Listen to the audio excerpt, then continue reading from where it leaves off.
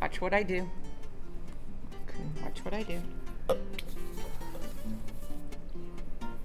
Dr. Bronner's The Only Way to Cleanse. My dear?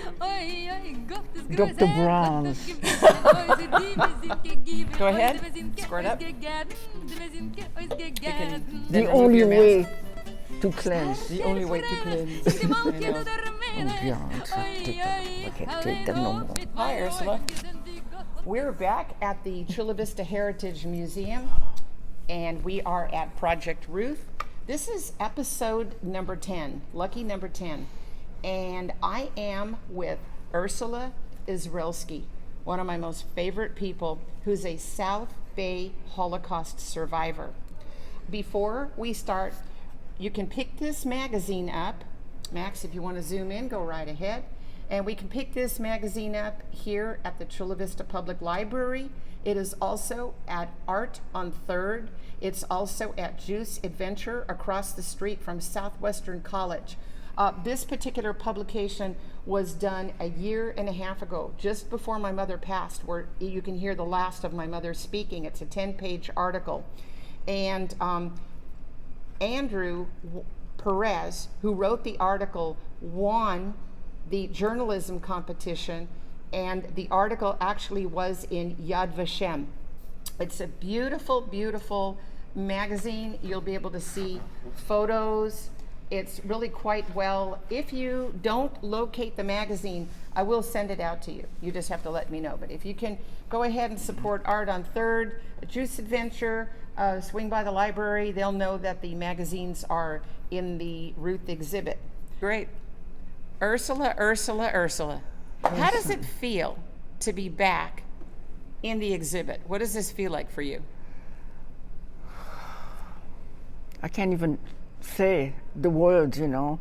It feels great. I miss it so much. Mm-hmm. I feel like I'm in a different world now. Mm-hmm. And I know it's only temporarily, but it's a wonderful feeling. I've been thinking about it all week. So it's a wonderful feeling, yeah. When COVID hit, COVID-19, I remember checking up on you, calling you. We just had an article in Corey Leviton's article when I was doing the mask making. Mm-hmm. And you were doing a lot of comparing of what we were going through to what you went through. Mm-hmm. So could you expand on how you were feeling during these past 120 days of being locked up in our homes? Oh, it's been awful. At first, I thought, well, it's just going to be, you know, just a short time. And as it progressed, I realized, you know, we are confined. I mean, really confined. And I felt like I was in World War II. I felt I was in World War II. The only difference is there's no tanks on the street, no machine gun, no, you know. That's the only difference. But it's been awful, and it's still awful, you know. What's it's just the worst? awful. What is the worst that you find? Is it that are you able to get food? Are you able to get supplies? Do you miss talking to people? What is the worst? I miss talking to people. You know, I think instead of, how do you say, we have to figure out in our community what we can do, because Ursula really is our Holocaust survivor among four others in our South Bay. And I think what we can do right now is, if you would be so kind and email me. I'm at scheller@cox.net. And if you want to help and get involved, write me an email. Write me messages for Ursula, okay? And if, let's say that you wish to make a meal, or maybe you have an extra certificate of some sort that you want to donate, I think that would be really cool, because it goes from you straight to our Holocaust survivors. Ursula doesn't have the family like the other Holocaust survivors, our 97-year-old survivors. Not that that's any different, but we in South Bay need to make a difference. Just so you know, And you- Ursula has and you been do. Ursula has been giving back to our community. She's a volunteer here at the Chula Vista Public Library. Can you imagine that what she looked forward to doing when it came to seeing people, working with people, she can't even do that now. She cannot do that. And I think that this is an episode, as I call them episodes, where we learn to stay in touch. If you have something extra that you wish to give, we'll make it a point to do that through our South Bay Historical Society and the Chula Vista Heritage Museum. For those of you who were not here on January 12th when we had our opening, Ursula was our amazing speaker, and what she talked about were things in the past. I have asked Ursula to come back, and we're just going to talk a little bit about what Ursula has been through. Ursula, you were born in what year? Oh, yesterday. No, I'm sorry. Well, okay, a couple of years. Come on. What year? Yeah, what year were you born in? I don't remember. It's been so long. I'll help you. 36. 1936. Yes. As a child, and you were 3 years old, 4 years old 3 years old when we left 1939. in Berlin. Berlin. We left Berlin. I don't remember, of course, if we took the train or how we got here. I mean, yeah. How you got there? How we got. We went to Belgium. You know. Went to Belgium. Yes, and I don't remember much my father if he was with us. He must have been. But I know my mom, we moved into a, I don't know who furnished it.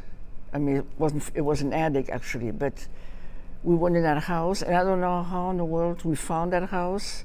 It was above, I got a picture of it actually, you know. We'll show photos. In fact, I don't know if it's in here, I Okay. didn't bring it. not a problem, It's but a I narrow street, you know, with an Sure. antique shop below, and that's where we hid up there. And people were really, really nice. and you hid up there Up there, yeah, for 3 years. for 3 years. Yes, and How were you sleeping? Were you sleeping? it was hard. Well, I had a crib actually. You were in a in a crib? corner, yes. I remember having the whooping cough. The whooping cough. all right. Yes, and How many other people were with you only in this us. attic? Just you and your just me, yeah, me, and I'm not sure if it was really an attic, you know. It was pretty isolated. I know there was another room there, you know, where we were, and then another room over that way. And, but, you know, we had to go outside the place to wash our hands. There was no showers or nothing. You know, I remember my mom washing her. Do you remember being in diapers? Where she No, was? I don't remember that. No, Wow. no.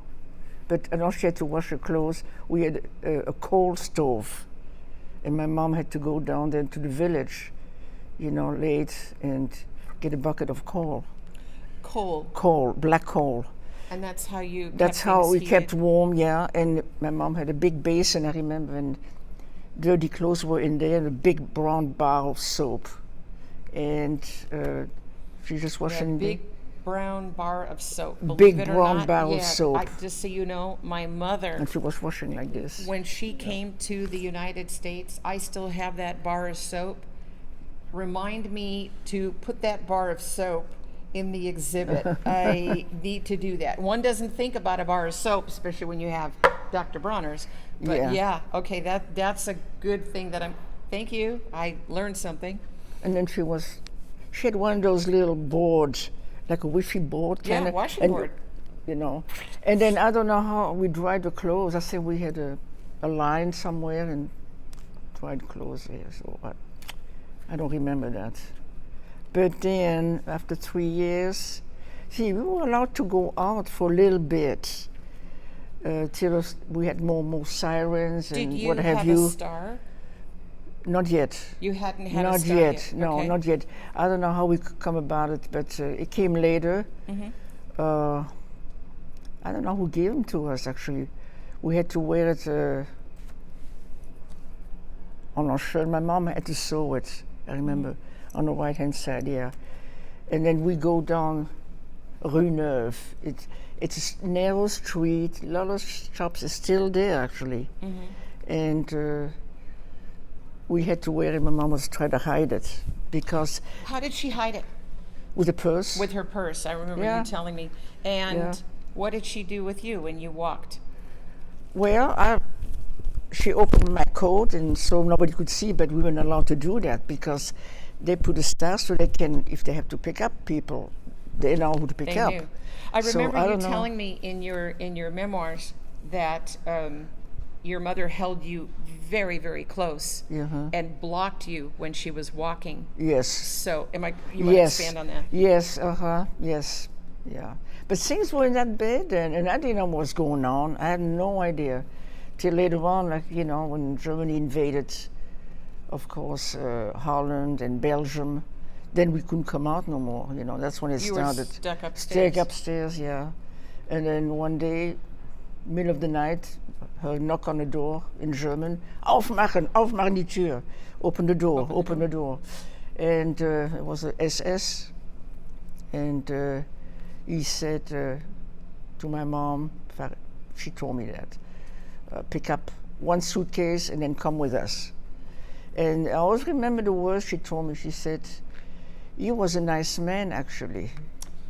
He was a nice man because he told her that if it wasn't for the guys downstairs in the car that were waiting, he would let us go.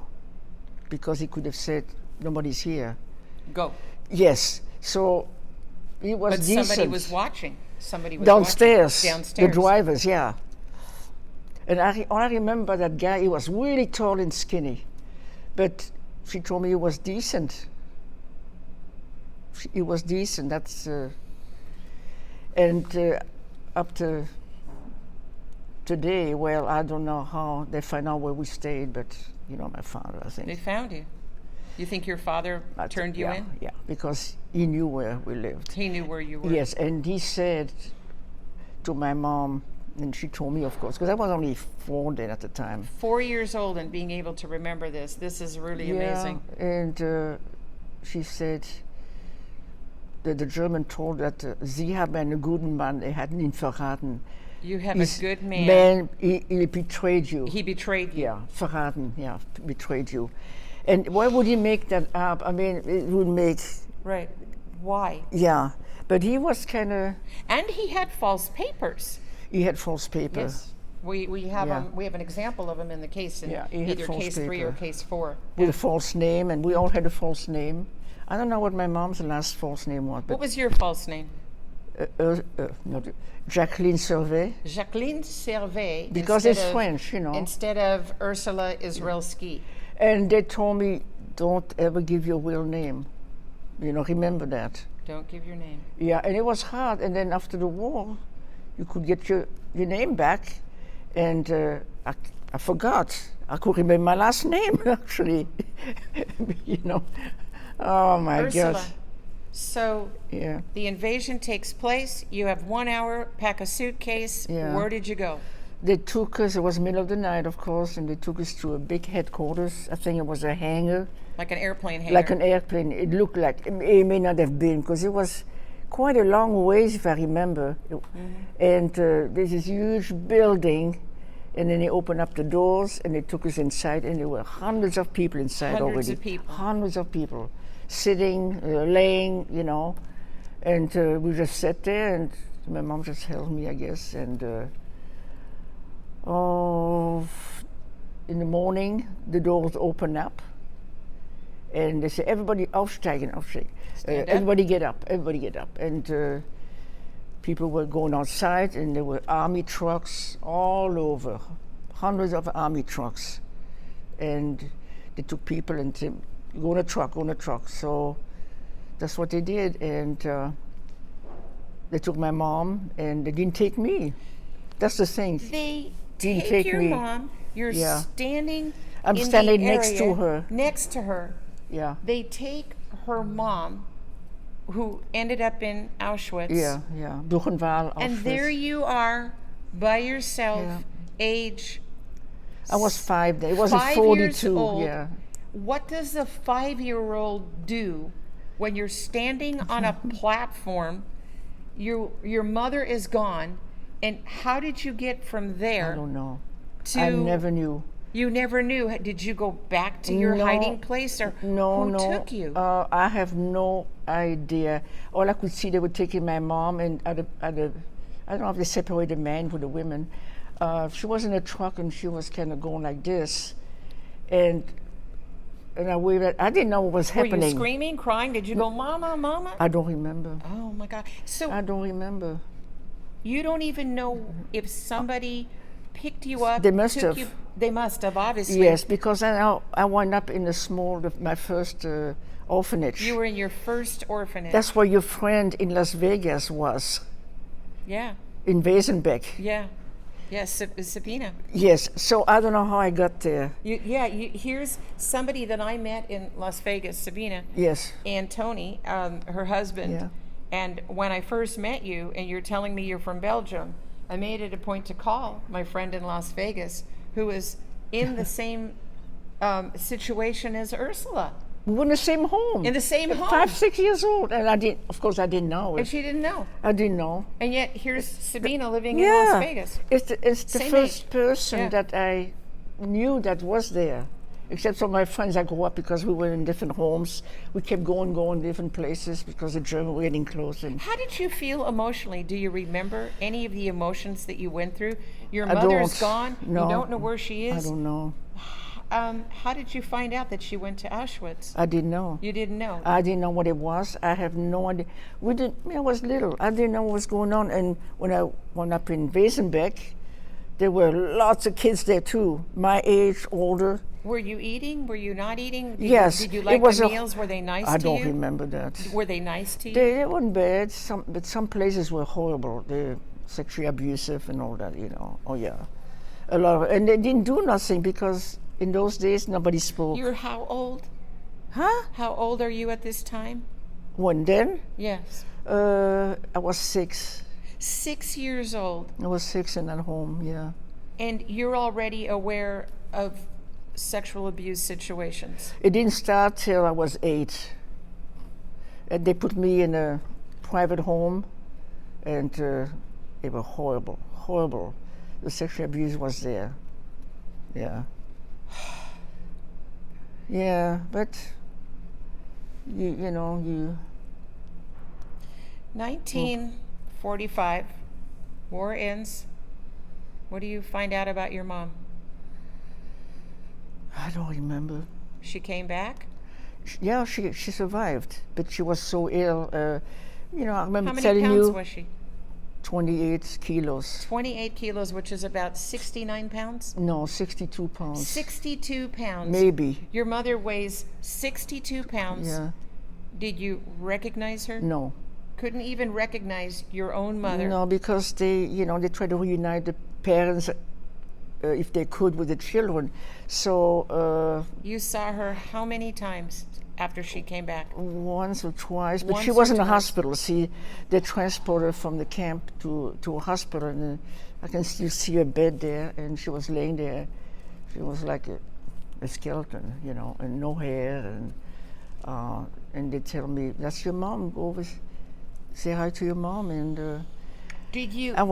I didn't know what to do. You didn't know. I didn't know what to do. You didn't know her physically because she had changed, but Had did she say? changed. Did she say She could anything not to you? talk. She couldn't even talk to say, Yeah. "Ursula, my daughter." She was very ill, very ill. She had TB, and she had tuberculosis. and then later on she was transported to Switzerland. To Switzerland, Yeah, to a sanitarium. to a sanitarium. Yeah, for 3 years. Yeah. Did you ever see her after that? I see. After that, I was 15 maybe, but we didn't have I could never live with her because she was always ill, and What did she tell you? Did she ever say, "Ursula, I love you"? Did you recognize her then? no. No. No, it was. I have to say, my mom, she loved me. She didn't. How to say that? You know how Germans are? They're not really emotional. Say it. They're not. I think I am, but that maybe because I grew up in Belgium, it's different. But she loved me, and she came to see me when she was well, traveled for miles and miles to see me in the orphanage, and she brought me some raw food, actually. She said, "You're too skinny, you need to eat." So she had, like, I remember, raw bacon. Yeah, want me to eat that. But, when my father was cold, and I was supposed to go live with him. You did see your father. I did see my father. You're 15. I was older than You're that. in another orphanage. Oh, yeah, that's, I went to 10 different orphanages. 10 different orphanages. Yeah, I got in this book here, yeah. We'll take a look at this. Yeah, okay. And, it's black and white. Yeah. But yeah, 10 orphanage, and then after that, I don't know what happened. They said, well, my father, maybe you can live with him, and he lived in a different town back in Germany, and I didn't really know him, and so I went over there, and he was rough, and he got married again, and she was so nice, and she was afraid of him too. I can remember them arguing, he had his voice, and she took it. She never said a word. And I told her, I said, how come you don't say nothing? I don't want to have any problem. And that's the way it was, Yeah. But I could not live with him. So after 3 months, I said, this is it. I worked there too. He was a manager in a big department store. If you call it a big department store, then, So I worked there, made a little money. And he took that money from me. Yes. I don't know how many, it was in Deutsche Mark, And, so here you are living with your dad. You're working. I'm working. You're his daughter. I put a little money away, just a little bit. And he takes your money. Yeah, you get paid by cash then, And I said, I want to go back to in Belgium. And he said, well, you got some money. He said, why don't I keep it for you? I remember those words. Oh, I'll keep it for you. I'll keep it for you. I just give you a little bit. And he gave me, and I was saying, how come? I'm going to need it probably. And he said, well, let me know when you need it, of course. So that was the end of that. So I always remember that they took the money, and yeah. I'm sorry, Dad. You went back to It's sad, I mean. Yeah. It's, at the time, Unbelievable. yeah. You went back to the orphanage. Yeah. An amazing story. Somebody sent toe shoes to a girl who didn't want them. Yes. And when I was locked up in an attic, one children's home, there was one woman, she took care of us. There were several people. What do they call these? Caregiver, yeah. Uh-huh. And her name Your was house mother or something. Yes. Oh, we had several, but she was terrible. Her name was Lydia. Lydia. Oh, I loved what you said. Lydia L'Idiot. Lydia, the idiot. Yeah, one day. I remember when you told me that. There were three of us talking, and I said, "Oh, there comes Lydia the idiot," and she heard that, and she picked me up by the collar, took me to the office, and Madame Silin, we didn't like her either. She was the director there. Right. Her husband was wonderful, but she took me in the attic for 3 days. Put you in an attic for 3 days because you called Lydia the idiot. Yes, and so I was isolated, never could come out, and that's how I got the ballet shoes from one of my friends. Your friend, you're in isolation, Yes. somebody This gives you little bitty a room. pair of ballet shoes. Next thing you know, you're I'm sewing learning on the ballet. straps and you are learning ballet. Yes. How did it feel that you could I didn't know stretch? anything about it. Yes, but you're stretching your body. I see these pictures of you. Oh yeah, where- that was much later when Yes. I was only 12 there, Right. But Yeah. you loved those shoes. I love those shoes, and I had to get back to her, but I learned quite a few things. I said, how can anybody stand in those, And then one day, on your point? and then one day you stood on them. Yeah, because I took lessons. They had a program. I was one of those homes, I was older than, and they had a program, if you liked it. And I said, I want to go to ballet school in Belgium. And so they pay for that. They paid for it. They pay for that. Wow. And every day, I remember where it was, and I remember her name, Martins. Martine. Madame Martin. Madame Martin. Yeah, you don't call people by their name. You say Madame or Monsieur or Mademoiselle, Right. Yeah, that's the way it was. It was very official. Yes, so I took ballet, yeah, it was nice. So you're in this home. Was this the only home you were in? No, it was 10 of them. 10 of them. Yes.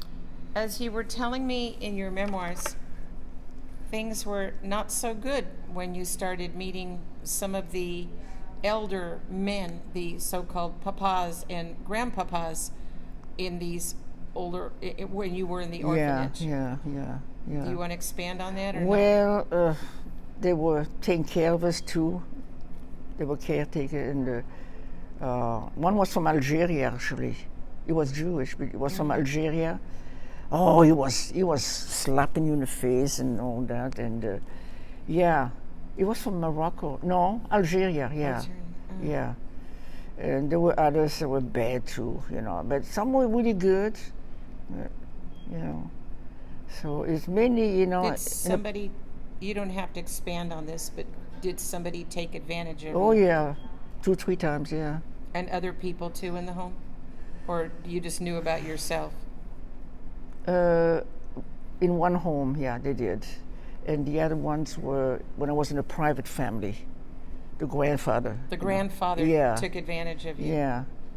Yeah, him and his wife came to visit because the people that I was staying with, there were 3 other children there actually. But I was the youngest, and so there was not enough room, so we slept in the same bed, Yeah, slept in the same bed.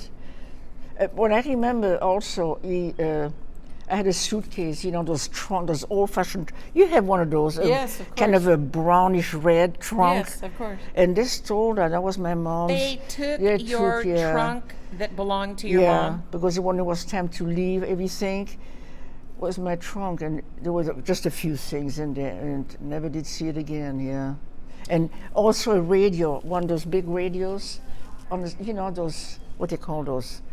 RCA? No, oh no, they were big, Was like big an radio. armoire. Like, okay. Oh, okay. This radio where you listen, turn it on. big walnut, cabinet, and it was gone too. Yeah. So, but the only things. They steal from you. They physically abuse you. Yeah, They're crawling into your space at night. yeah, And when it comes to the Holocaust, it is more than just somebody being in a camp. What Ursula went through was truly horrific.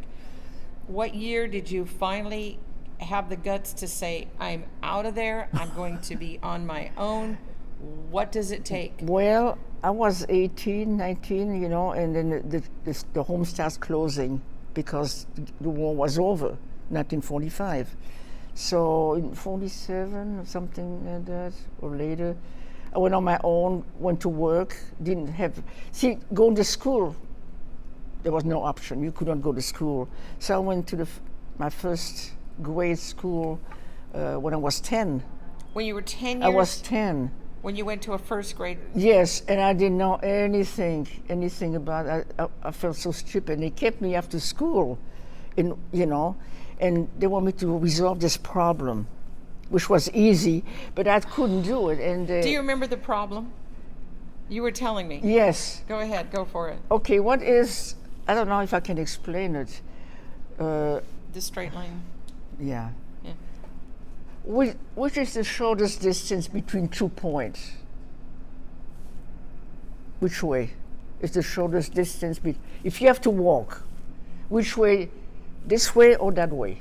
Which way? Oh, come on now. I'm not the only idiot here. I'm not the only idiot. I'm sorry, Ursula. I mean, what is the shortest distance between, if you have to go somewhere? You go Shortest- straight or you go this way? The straight line. There you go, but I couldn't figure that You out. couldn't figure it out. Because I was so nervous and I just couldn't think, see? And they kept on and on Like and on and on on, and on yes. and on with it. Yeah. It's a straight line, of course. You say, well, you're going to get this, if you turn, it's going to be different, but it's not because there's more terrain, to get. Did you feel a lot of anti-Semitism Yeah. with your teachers? Yeah. Oh, yeah, one of the school, I pulled somebody's hair. You pulled somebody's hair? What happened? Well, we were allowed to, because we were praying, it was Catholic A Catholic. school, and so we were allowed every day to come a little bit later because we didn't pray, of course. I had a backpack with lunch in it, And they didn't like us because, you know, we could not come at the same time that everybody else. And anyway, we're playing in the yard, you know. But yet it's a Catholic place. Yeah. You're talking about love, prayer, understanding, Yeah, close yeah. to God, and now you're picking on the Yeah. people who Yeah. happen to believe in a different faith. Yeah, so that one girl, oh, you dirty Jew. Yeah. So instead, because I was young, and I said, well, it's just words. You don't stop punching. But I picked up by the hair. I was young. You got picked up by the hair. I picked her up by the you hair. picked her up by oh, the I hair? picked her up. And I had a bunch in my hand, actually. I remember that. And they took me to the office, you know. And She never called you that again, did she? she never did. Mm-hmm. And the nuns, they had nuns too, and they were mean. If you had to bow to get into the classroom, bow, and if you didn't do that, they said, put your hand out, and they smack your hand. And what do we learn in Judaism? We don't bow down to anybody, Oh, right? We bow our heads. We can bow our heads. and these but are religious people, you know, the Christian, the Catholic, you know. It's like somebody I remember, you know, my daughter, you know. yeah. Yeah, she, So, well, I won't say. Ursula, my darling, you finally get out. You find your freedom. You Oh, have that was a hard. job, It was hard. but it was hard. It was hard. I didn't have any education. Finally went up in a beauty school for a year, got my diploma, worked in the beauty shop, and she wasn't very nice either. She was very demanding, and I was so scared because, you know, I was new at this, and I worked at so many jobs. I made binding for books. I made bound books, yes, Wow. all by hand, you know, with the threads and all. You name it, I made it. I like that. You name it, I made it. I made it. I'm quoting you on that. Yeah, but nothing really. And then in 1957, when I was, I think, 19, they had this program that they needed volunteers to go to Israel in 1957. And they asked me and a couple of other girls, my friends, if they wanted to go. And I said, sure, yeah, why not? You had to stay there for 1 year. So I did. I said, why not? I don't have nothing else going on, you know. Who knows where I would wind up, you know. And so went to Israel, you know, for 3 years. And 3 years. 3 years. It was quite an experience. Stayed in a kibbutz. I'll bet you became very educated in Israel. I was, and you know what? I worked. I mean, everybody had chores to do. Everybody. There's a mess hall with a big blackboard there, and names and what you're supposed to do each day, like the laundry room, the pantry, the cooking, you name it. You had to do work in the field. Oh boy, work in the field. But you felt love. Yeah, you know, everybody was in the same boat, and love from the Exodus, you know. A lot of people that were older than me, some were my age, and yeah, me a lot of friends. But I guess I did a good job because they wanted me in the laundry room all the time. You know, we did the iron on the table. We didn't have a board. And so they washed all the clothes, you know, inside there, and then they dried them, and then I had to do ironing. And I thought I did such a good job that they didn't want me to go anywhere else. They just kept you there. Yeah. Did you like the ironing? Yeah, but I got a little bit tired of sitting. I got to tell you, I love to iron, especially when you steam. 8 hours a day? No, less than 1 hour. Oh, we didn't have no steam iron. It was just a Just stove for you. the stove and you yeah, heat it. Oh, iron stove, Ursula, yeah. Ursula. And then you had to starch everything. You had to starch everything. Oh my gosh. And then you hang them really nicely, and you know, it went to different places because it was a big kibbutz, 400 people, you know. Did you go back to Germany after that, or Yeah. how did you come here to the United States? When I got married. Tell me. Oh God. So was that in Israel or in Germany? No, I got married in Germany. There was a little party. Well, I met some friends in Israel. They were from Austria, and after 3 years, I worked in the department store in Tel Aviv too, and they was going to draft me in the army because it's mandatory for women. That's right. I said no. See, we were on shooting range, and I didn't like guns at all, and So they said, well, if you don't want to go, you're going to have to go back home. So my two friends, they were from Austria, so we went up in Austria. I don't know how we did with money. I don't know. I don't remember. Isn't that something? Yes, I don't remember. We stayed in a little place, and then I said, well, I'm going to go back to Germany, and then I started, I don't know how it all happened. Got a place, and I was working, and there was a little party, and that's how I met my husband. He was in the military in Munich. München, yeah. So. And he's American? He was an American, yeah, and we didn't speak. In the military? Yeah, he was just getting out, actually, almost. Did he speak German? Not a word. Did you speak English? Not a word. Well, I knew a few words because some of my friends in Israel, they came from England. Right.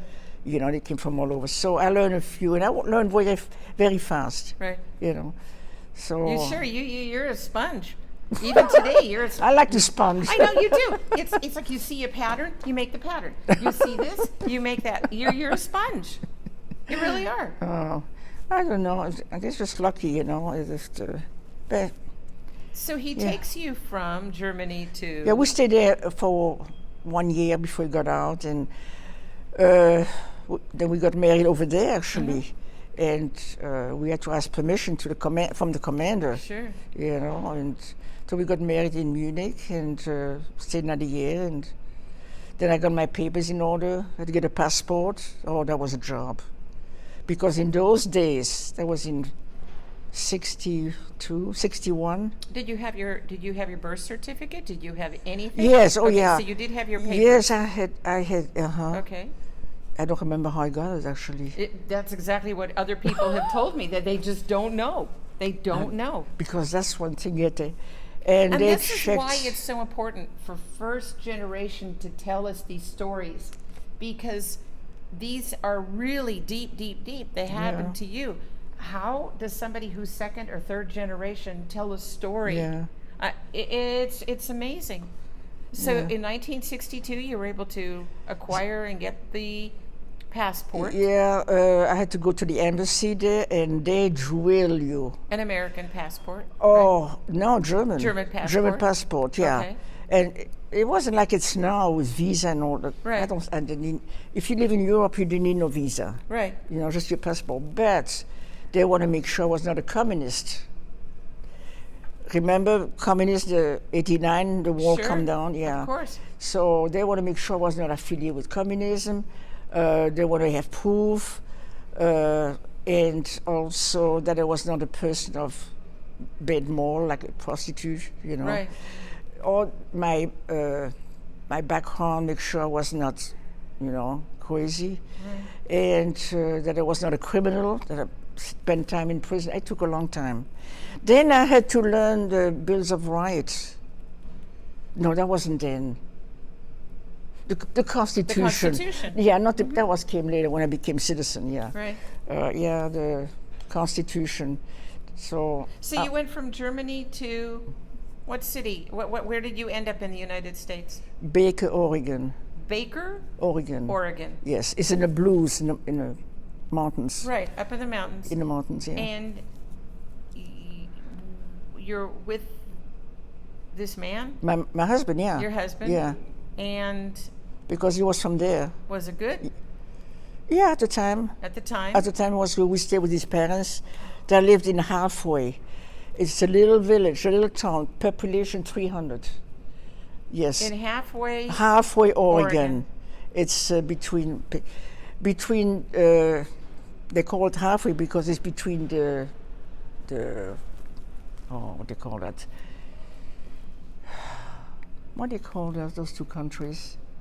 Between the two states, between Oregon and Washington? No. Iceland and wait, Canada? No. Iceland? Between the Arctic and the it's right in the middle. That's what they call Halfway. In Oregon. Yes, in Oregon. That's the town's Halfway. And so you're in Halfway, and you were telling me what Halfway, Oregon is. It's a small town, population 300. It's 300? a farm town. Right. Yeah. And why was it called halfway? Because between the North Pole and the equator. Oh, it's the halfway Yes. point between the North Yes. Pole and the equator. Yes. Wow.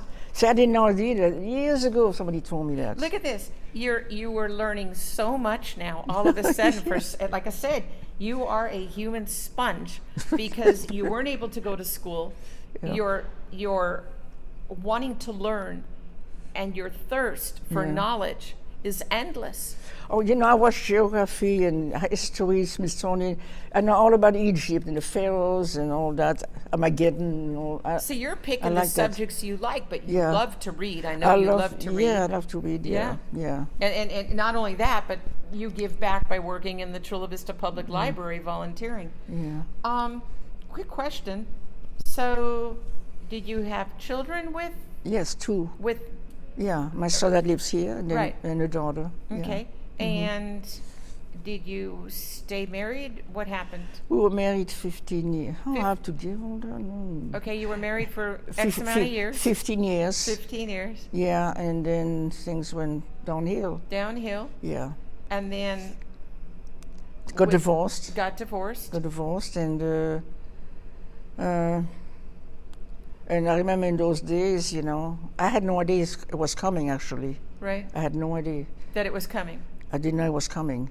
See, he was working, had a really good job. I didn't have to work, but I worked at the bowling alley. I babysit there. You babysat at Yeah. the bowling And alley. it was right down the street. I love it. That was not in Halford. That was later on when we Right. moved, Yeah, I worked at the bowling and I was making 50 cents.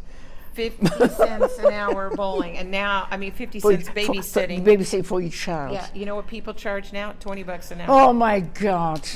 Yeah, just got to tell you that. Ridiculous. So, how did you get to the South Bay? How did you end up here in beautiful Chula Vista, National City, Well, Paradise Valley? Because my son lives here.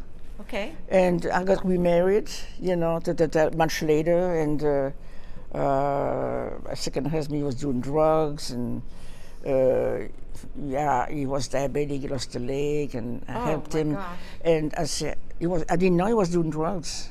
See, he was security at the casino on a reservation. Right. So he was Native American. Oh, okay. Yeah, and so he Well, was. that's a culture that was really beautiful. Yeah. Oh, you yeah. really understand the indigenous Yeah. Native Yeah. American people. Yeah. Yeah. Oh, yeah. His parents lived there, and so drugs that met come out, and he was doing that. And when you come home, because he works in the evening, Right. in early night, and then he was shooting himself. And I didn't know what he was doing, and he was completely, and it was getting worse and worse. I said, I can't have that. And No. I said, you get treatment or it's not going to work. And he got treatment because he didn't want to lose me and all that. And it lasted for a while, and he went back to it, and it got really bad. So, yeah. So, with the help of your son, Yeah. he just said, "Mom, come to the South Bay." That's what he told me. I said, I can't afford it. I had a house there. It was paid for. And I said, oh my God. I said, I can't afford this But here. your life is more important. Yeah, but I couldn't because my payments are low, but otherwise I probably wouldn't be here, But with everything that you've been through, what's it like living in the South Bay? Do you love it? I love it, except there's too many people. What things do you like to do? What do you like to do here when you're not in the library? Good question. Did you ever go to the bayfront? Did you ever take walks on the bay? Did Yes, you sometime. go to Coronado? Did you go to No, I don't go there, no. No? Did you? Did you? I did, yeah. But for a long, long time after I got married, I didn't know how to drive. I didn't have a car. Oh my gosh. I didn't know how to drive. I didn't have a job. And when he left me, that was it. I had to find a job. I had a friend that told me how to drive, I had a trailer. And with that money, I bought a car. It was a Plymouth Valiant. Oh my gosh, I know what that is. 68 Plymouth Valiant. It had zillion of miles on it. But it got me places. And one day it broke out and I said, I have to get another car. And you know what I But did? you did it. You had a driver's license, and you're I had to get it. and you're in a really beautiful place. When you think about what things do you like to do? I know your love is the library and working as a volunteer, but before COVID, what were the things that you enjoyed doing? Just walking around, doing nothing. I walk from my house clear to inland, not inland, Highland. Highland. Yes, for my place. Oh my gosh. Yes, It's like a 5-mile walk. I like to walk every day, and I go to the park, and yeah, Wow. I did this back I and know forth. something else you like to do. You like the knit shop. You like the crochet shop. Yeah, and I do things. You know, I like to write poems and And you things. love to write poems. I write poems. Yeah. You are. I could be here forever talking to you. Really? You're absolutely wonderful, Ursula. Oh, well, no, a lot of people, okay, I went through bad times, but a lot of people went through worse times. I didn't wind up in a concentration camp, you know. Sometimes we were hungry, didn't have all we need, but, you know, it wasn't as bad as, and look what's happening now around the world. Yeah. But People don't have a place to stay. They got nothing, absolutely nothing. That's why we all have And to. politics, Right, you know, it- communism is just awful. Yeah, and we all have to work together. That's why You have usually to. When I'm driving, I Yeah. usually have extra change in my car. If I'm driving around, I see it's a hot day and I have water bottles. You have to give, because And that's do- how it'll come back to I you. do, when I drive, you know, I saw a couple of people, young people, and they looked like they were just out of it. And I gave them a little money, not much. Somebody had a dog, you know. And you know what I do? People laughed about that. When the trash man comes every Thursday, pick up the trash, you got this huge truck, and I always give him something to eat.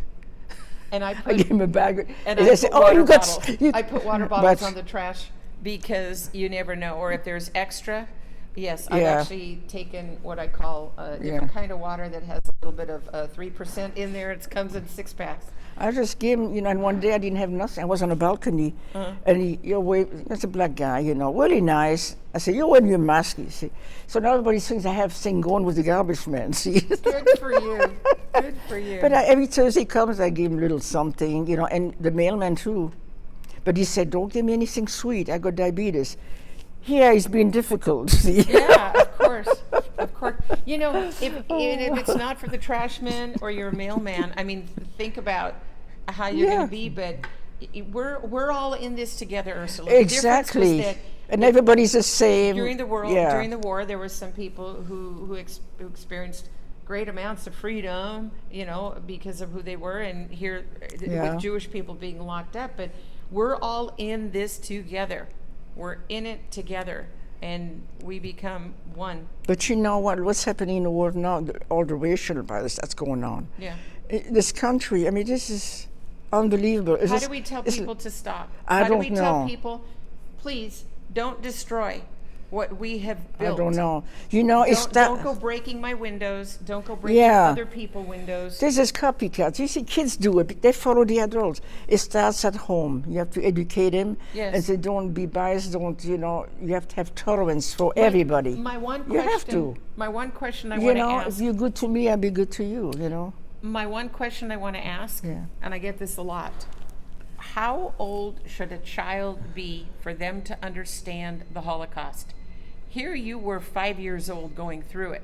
You start any time. And Any, how would you begin to tell somebody who's 5 years old what happened? Well, sometimes it depends, like he's at home and then maybe he or she complains about something they don't have. Maybe the brand name wasn't what they wanted. What they wanted. And then you start, you know, say, you know, we are lucky here. And then I start talking a little bit about it. Not the whole thing, But you know. people had it less Yes, fortunate. yes. And then they start, you have to be a little bit older, not when they're little kids. They won't So, understand. When we talk about teaching the Holocaust, I think the first thing we do is talk about It starts- gratitude. yeah. That you have to have gratitude. You have to have gratitude, appreciation. Appreciation. Yeah, exactly. And then from there, we can talk Yeah. about what has happened where people have different beliefs, and Mm-hmm. we have to have appreciation for those beliefs. And it makes you feel good too, because you know you're doing something. And even a lot of people won't appreciate what you're doing. They won't. They don't care. But who cares, you know? And you do it in your own heart. Because it makes you feel good. You feel good. You feel good that That's you right. did something. It doesn't have to be a lot. It doesn't have to be, just a little bit, you Wow. know? You give a dime to somebody, you know? It's just a giving, you And know? you know that dime could pay for tax. It could pay for the taxes on a soda. Who knows? I mean, but it's the fact that you did something. You which did is- something, you it did don't make any something. difference, yeah. Yeah, of course. Ursula Israelski, Yes. you are a sweetheart. Oh, well, you are too. Thank You are a so much. survivor. Well, You I'm trying. It's are been a hard. hero. It's been hard, and sometimes, you know, things come to you, and Absolutely. you know, you kind of, I don't know. Ursula? You take a deep breath, I guess. You know what they told me once? I had to take some. I was really depressed for a long time, Right. years, and I went to see somebody, you know, and she said, "Put your eye and take a deep breath and hold it for a little bit, and then it goes slowly, and do that 3-4 times, and it's like doing yoga, maybe, you know. Of course, a lot of people don't like yoga, but yoga is good. It's good. You know what my father used to say? When you got really mad and angry, Jackie Gleason taught this to him. Oh, Pins and needles, needles and pins. yes. It's a happy man that grins. What was I talking about? And he would repeat that over and over again. So to Dad, pins and needles, needles and pins, it's a happy man that grins. Yeah. What are we talking about? We're talking about Ursula Israelski, one of my wonderful people. We have just crashed up. Can I have your pinky? Santé. I love you, Ursula. I love you too, Sandy. Thanks for watching. Oh. in die Tatzen, wer wird das in mich schatzen? Oi, oi, Gott ist größer, hat doch gewünscht mein Häuser, die mir sind gegeben, Häuser, wir sind ge, uns gegeben, die wir sind ge, uns gegeben.